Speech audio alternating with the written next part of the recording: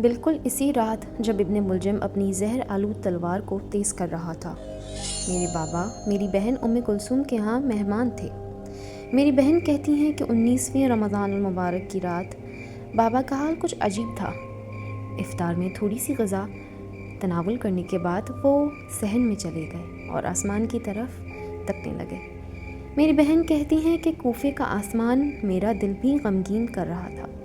آخر کار میں اس حال کو برداشت نہ کر سکی اور قریب جا کر پوچھا، آج رات آسمان کو اتنی دیر تک کیوں دیکھ رہے ہیں بابا جان؟ بابا نے جواب دیا، بیٹی، میں نے ساری زندگی جنگی میدانوں میں گزاری اور نامور بہادروں کے ساتھ لڑا ہوں۔ مجھے جنگ کے میدانوں کا خوف نہیں، مگر آج رات مجھے محسوس ہو رہا ہے کہ میرا وقت آ چکا ہے، وقت لقائے پروردگار آ گیا ہے۔ میری بہن کہتی ہیں کہ جب بابا کا یہ قول سنا، میرا دل ٹوٹ گیا۔ غم کی ایک لہر نے میرے بدن کو جکڑ لیا اور وہ محبت جو میں چھپانے کی کوشش کر رہی تھی میری آنکھوں میں بندھ گئی تھی۔ بابا نے کہا، خدا کی قسم، یہ وہی رات ہے جس کا وعدہ میرے محبوب استاد نے مجھے دیا تھا۔ خدا کی قسم، میں نے کبھی جھوٹ نہیں بولا اور نہ ہی رسول اللہ صلی اللہ علیہ وآلہ وسلم سے جھوٹ سنا ہے۔ یقیناً یہ وہی رات ہے جس میں مجھے شہادت کا وعدہ دیا گیا تھا۔ چند لمحوں بعد جب وہ مسجد جانے کے لیے گھر سے نکل رہے تھے، صحن کی مرغابیاں پریشانی کی حالت میں ان کے راستے میں آ گئیں۔ بابا نے انتہائی سکون کے ساتھ کہا، یہ مرغابیاں آواز دے رہی ہیں اور ان آوازوں کے پیچھے نالہ و بکا ہے۔ پھر وہ مسجد کی طرف روانہ ہو گئے۔ پھر بابا نے نفل نماز پڑھی اور پھر مسجد کی چھت پر اذان دی اور نماز کی امامت کی۔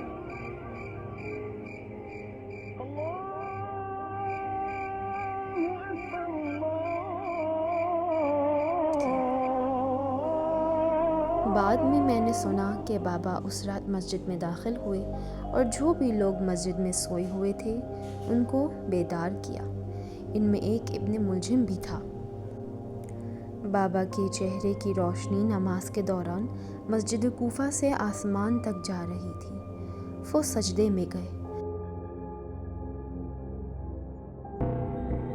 اچانک لعنتی قاتل نماز پڑھنے والوں میں سے اٹھا اور اپنی زہر آلود تلوار بابا کے سر پر وار کر دی۔ پہلا جملہ جو نماز کی کلمات کے ساتھ گھٹا ہوا تھا اور بابا کے لبوں سے آسمان کی طرف گیا وہ تھا، خدا کی قسم، آج علی کامیاب ہو گیا۔ فزت برب الکعبہ۔ میرے بھائیوں نے بابا کے پاس جا کر انہیں گلے سے لگا لیا۔ اس دوران لوگوں نے ابن ملجم کو پکڑ لیا اور ان کے پاس لے آئے۔ میرے بھائی امام حسن علیہ السلام نے ابن ملجم سے کہا، کیا تم نے اس شخص کو ضرب لگائی ہے جس نے تمہیں پناہ دی تھی؟ کیا وہ تمہارے لیے برے امام تھے؟ کیا تم نے ان سے نیکی کا بدلہ اس طرح دیا؟ ابن ملجم رونے لگا اور پریشانی کے ساتھ کہا، کیا تم کسی کو جو دوزخ کا سزاوار ہے بچا سکتے ہو؟ بابا، جن کا خون سر سے بہہ رہا تھا، امام حسن علیہ السلام کو نصیحت کرتے ہوئے کہنے لگے، میرے بیٹے، اس قیدی کے ساتھ حسن سلوک کرو۔ کیا تم نہیں دیکھتے کہ اس کی آنکھوں میں خوف ہے اور اس کا دل بے چین ہے؟ پھر میرے بھائی امام حسن اور امام حسین علیہ السلام نے بابا کو سہارا دے کر گھر لے کر آئے۔ یہ وہ لمحہ تھا جب پہلی بار میں اپنے بابا کو اس حالت میں دیکھ رہی تھی اور دنیا میرے سر پر ٹوٹ پڑی تھی۔ چند لمحوں بعد جب بابا بستر پر تھے اور ہم ان کے گرد بیٹھے ہوئے تھے، انہوں نے اپنے لب وصیت کے لیے کھولے، میرے بچوں، میں تمہیں اللہ کے تقوی اور خوف خدا کی وصیت کرتا ہوں۔ دنیا کا پیچھا نہ کرو، چاہے دنیا تمہیں چاہے۔ سچ بولو اور آخرت کے لیے عمل کرو۔ ظالم کے دشمن بنو اور مظلوم کی مدد کرو۔